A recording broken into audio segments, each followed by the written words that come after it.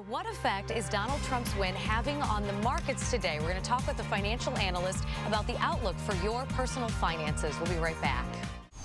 In today's Money Watch, U.S. stock indexes are trading flat today after markets careened out of control in volatile trading overnight. Nicole Pedalitis has those stories and more from the Fox Business Network studio.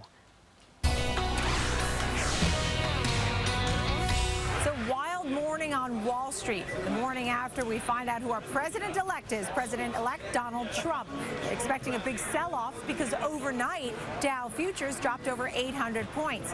But as soon as that opening bell rang, we went up and down a little bit, actually not too far off the unchanged line. In fact, traders are digesting it. We expected a big sell-off and everybody was caught by surprise. We're still seeing gold higher. That's a safe haven, up more than $15, and the 10-year Treasury bond, another safe haven, where the yield is at 1.96%. But big picture, everybody's certainly digesting the latest numbers from the presidential election and our president-elect, Donald Trump. In New York, Nicole Pedalitis, Fox Business.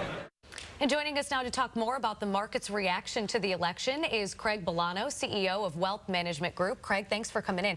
I don't even know where to start with this. I'm going to start with what I think is most important to our viewers at home, and that is their 401ks, their investments. How is this going to impact that? Well, here's the great news. I mean, it has been one crazy roller coaster inside the last 10 hours, right? And for all of America who woke up this morning and feared their 401k was going to turn into a 301k has not been the case at all, because the risk-off trading hasn't occurred. Now, I know early this morning we were tracking the Dow futures, and at one point it was down 800 points. It was able to stabilize. I think it was down like 200 before the opening bell finally. But is that common? I mean, have we seen that? Did we see that back in 2008?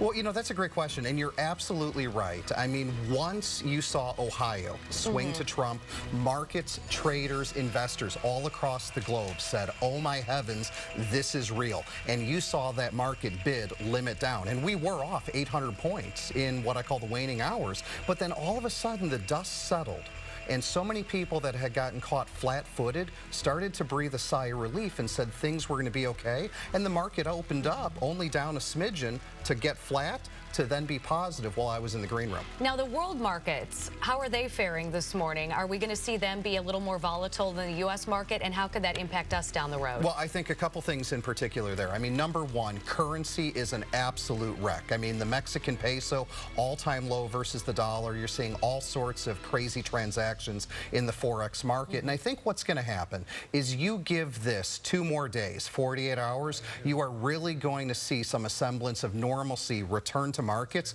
very much akin to what happened to the Brexit trade just a couple months back. Right. And I also want to talk about Trump's plan going forward, the president-elect's plan. Can you outline some of the points that he will probably execute and how that could impact our bottom line? Yeah, I think what's going to happen here is we're going to take a candidate's platform, and eventually candidates can't pull off everything that they talk about in terms of rhetoric. They become more centrist. But I think you are going to see some deregulation. I think you're going to see a change to the tax code in terms of simplification. And I think above and beyond that, there is definitely going to be some changes to trade, but it's not going to be unilateral. There's a Congress behind him that's going to slow the cadence of change. Is there anything else we need to know?